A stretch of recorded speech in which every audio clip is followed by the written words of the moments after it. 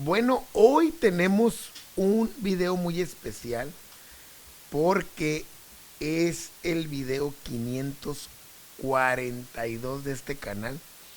He estado comentando cada cierto número de videos a uno de historia y hoy toca este de el siglo 34 antes de Cristo. Hemos estado hablando de los prediluvianos y estos personajes hay que tenerlos muy en mente en nuestros estudios bíblicos porque son muy importantes.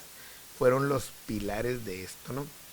En el canal ya saben que estoy hablando la serie de el libro de los reyes, tanto de Judá como de Israel, en una manera cronológica para que vayamos conociendo más de el ministerio de estos hombres buenos y malos, quienes gobernaban Judá, quién estaba en Israel. Y próximamente, o sea, hablando de una proximidad inmediata, empezará a salir una serie acerca del profeta Elías. Entonces, vienen teológicamente hablando cosas muy interesantes. Hoy vamos a ver este video que es el número 7 de historia de estos siglos. Y aquí ya entonces entra a escena en este siglo la vida de Enoc, este profeta de los primeros con un ministerio muy poderoso, muy lleno de revelación, aunque la Biblia habla poco de él, pero dice cosas muy interesantes y que son previas al diluvio, y de Matusalén su hijo, el cual fue el hombre con más longevidad sobre esta tierra que ningún otro ser humano haya pisado. Entonces vamos a empezar con este tema, siglo 34, que abarca desde el año 3400 antes de Cristo hasta el 3301. Miren, vamos a empezar con estos datos. En ese siglo Adán ya tenía 622 años, que es cuando nació Enoc, ¿no? O sea, el primer hombre sobre la tierra ya tenía esta edad, 622, y en total iba a vivir 930 años, entonces ya llevaba 2/3 de su vida, ¿no? Set, aquel hombre que iba a ser el sustituto de Abel, o que fue el sustituto, ya para este entonces que viene la existencia de Enoch tenía 492 años. Enos tenía 387 años, aquel que junto con su padre Set empezaron a predicar públicamente, a invocar, a clamar el nombre de Dios. Cainán tenía ya 297 años. Maalaleel, que era el abuelo de Enoch, él tenía 227 años, que quiere decir el que alaba a Dios, y su padre Jared tenía 162 años. Entonces, cuando nace Enoch, nace en el siglo 34, aproximadamente en el año 3382. Entonces habían pasado más de 600 años de la creación de Dios. Entonces, ¿qué significa Enoch? Dedicado. Entonces, viene este hombre y nos damos cuenta que en este siglo ya hay 7 hombres, 7 contemporáneos que van a predicar el mensaje de Dios previo al diluvio. Entonces, en el ministerio de este hombre, en ese siglo, también en la genealogía de Caín había un Enoc, el cual significaba lo mismo, dedicado, pero obviamente aquel para el mal, ¿no? Dice la Biblia que este Enoc en su vida caminó con Dios, o sea, anduvo con Dios, corrió con Dios, avanzó con Dios. Quiere decir que la vida de este hombre fue una vida donde Enoc se tomó de la mano de Dios en esas generaciones que se estaban distorsionando en el tiempo de Caín, tan perversas, y este hombre decidió ser obediente a Dios, y Dios lo fortaleció y lo bendijo y lo equipó con un ministerio profético, y eso es lo que Dios hace en nuestra vida. Él pone la decisión de servirle o no, de vivir dedicados a Él o no. Dice que caminó con Dios y Dios se lo llevó, es decir, Dios lo aceptó. Eso el hebreo nos indica en esta variedad de definiciones. Cuando dice que se lo llevó, el hebreo dice que lo aceptó, que lo admitió, ¿no? ¿Dónde? Pues obviamente en esa morada celestial. También es como podemos decir, como que Dios lo arrebató para él, lo capturó como que Dios lo envolvió en algo por la vida que llevaba este hombre, una vida ejemplar. Es decir, en ese siglo las malas generaciones y descendencias, ellos no podían decir que no se podía, porque estaban estos 7 hombres que habían llevado el fortalecimiento de este linaje sagrado, ¿no? Divino, que más adelante vemos que en el tiempo de Noé todos sus descendientes tienen la tendencia de maldad, pero siempre hubo un lazo en los que obedecieron a Dios, ¿no? Y este hombre fue tan importante que lo podemos ver en la genealogía de Lucas cuando habla de la humanidad de nuestro Señor Jesucristo, ¿no? Un hombre lleno de fe. Enoc fue un profeta con revelación que Dios le recorrió el velo de lo que no se puede ver.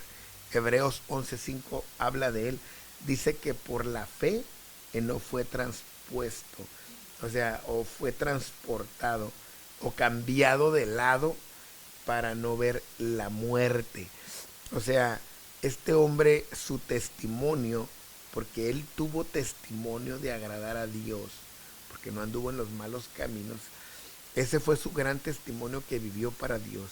Entonces Dios lo cambió de lado, del terrenal al eterno, al celestial. De él lo transportó, vaya, él se lo llevó, él lo transfirió porque agradó a Dios. Y esto lo vemos desde el siglo 34, la diferencia de vivir agradando a Dios para que Él haga estas acciones con nosotros, tener testimonio. Dice Judas 1:14 que fue un profeta. O sea, este hombre fue un vocero de Dios. Él habló en su tiempo, en su generación, lo que Dios quería decir. Y dice, vino el Señor. Ese era su mensaje, según Judas, que había visto al Señor, ¿no? Al Supremo. Dice el griego que él vio al ungido. Estamos hablando del siglo 34. El griego dice que vio al Cristo, vio al dueño. Él lo vio. Lo vio venir a traer el juicio. Lo vio antes del diluvio. 10 siglos antes del diluvio, él tuvo la revelación del Señor. Para que a veces pensamos que la existencia de Cristo solamente está enfrascada después del nacimiento de María. Jesucristo es Dios. Dios y Jesús son el mismo. Y Judas profetizó. Judas dejó el mensaje de que Enoc profetizó que él lo vio. Él vio esa imagen de Dios que venía contra todos los irreverentes de ese tiempo. Dejó al descubierto sus pecados, su maldad, lo que la gente hacía públicamente e internamente y en sus pensamientos y en su corazón. Él vio que vino para dejarlos al descubierto a todos estos irreverentes con el juicio poderosísimo del diluvio. Entonces todo esto, ¿dónde lo vemos? En la palabra de Dios, y está desde el siglo 34 que este hombre vino con este don maravilloso, ¿no? Entonces, en ese mismo siglo también aparece Matusalén.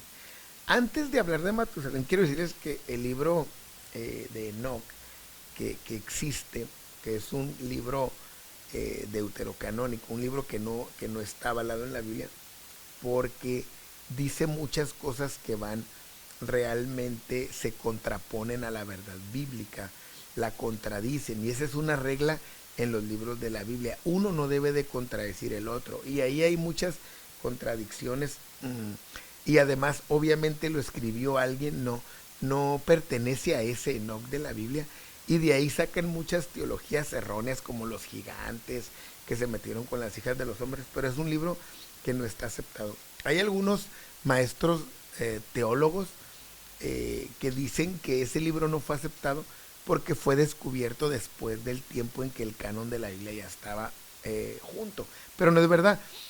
No es aceptado porque las enseñanzas caen en lo herético.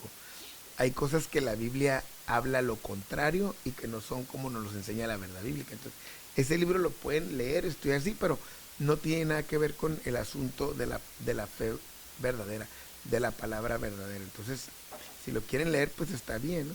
Pero no les va a dejar nada realmente interesante. En este mismo siglo, Enoc tiene a su hijo Matusalén. Cuando Enoc tiene 65 años, dentro del mismo siglo 34, entonces nace este hombre que su nombre significa lanzadera, o cuando muera vendrá aquello, o lanzado. Los nombres de ellos son nombres que se aceptan, o sea, hay una mentalidad, una retroalimentación que se le decía a los antiguos: eres esto, como Enoch, eres un dedicado a Dios, mentalízate, tú eres una persona dedicada, yo te pedí a Dios, yo le dije que esto iba a pasar, entonces los mentalizaban para cumplir con la obra de Dios. Cuando Enoch, un hombre que tiene revelación, tiene a su hijo, Dios le enseña, le muestra que cuando él muera va a ser lanzado a aquello, o una lanzadera, ¿no? Una jabalina. Y eso es lo que significa Matusalén. Entonces, ¿en qué año nace aproximadamente Matusalén de este siglo? En el 3317 casi, en el siglo 33, y es el hombre más longevo que hay sobre la humanidad. ¿Por qué Dios escogió a este hombre para que el día que muriera, el año que muriera, viniera el juicio? Porque es el hombre que vivió más, donde Dios nos demuestra más su paciencia, que Dios estiró el juicio hasta donde se pudo. Y este hombre, estoy seguro yo, que nunca se cansó de testificar. Los 969 años que vivió no le bastaron para sentirse bendecido y honrado de quien había sido su padre. Un hombre que Dios se lo había llevado, que no murió como los demás, y que es un hombre que más adelante lo vemos que causa mucho por los escritos, muchas confusiones.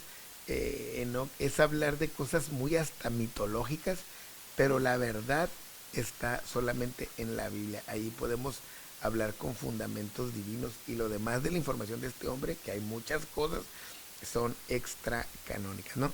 Entonces, este Matusalén, donde vemos la paciencia de Dios y testificó de su padre, su nombre iba a ser, a partir de su nacimiento, un eterno recordatorio de lo que venía, de que cuando él muriera iba a venir aquello. Y esos nombres por eso eran tan impactantes en la antigüedad. Entonces, porque ellos aceptaban, y él debía por fe, así como su padre, nos decir: sí, cuando yo muera va a venir aquello. Entonces, con el nacimiento de Matusalén debemos entender que exactamente faltaban 969 años para que llegara el juicio de Dios sobre la tierra. Enoch sabía que algo impactante iba a pasar en el año que moría su hijo, algo sobrenatural. No sabemos si sí o no sabía qué, pero sabemos que sabía que algo iba a pasar. Y estos santos hombres de Dios fueron siendo recogidos siglo tras siglo antes de que llegara el diluvio, para que cuando llegara solamente justo sobre la tierra estuviera Noé y su familia, que esto lo miraremos más adelante, allá por el siglo 24 antes de Cristo. Entonces, espero que estas cápsulas sean de bendición, esta información te ayude a investigar más, a saber más sobre estos hombres, y que Dios enriquezca todo tu conocimiento teológico. Así que ánimo y bendiciones para todos. Dios les pague por seguir este canal de contenido bíblico. Ánimo y sigamos adelante en todo.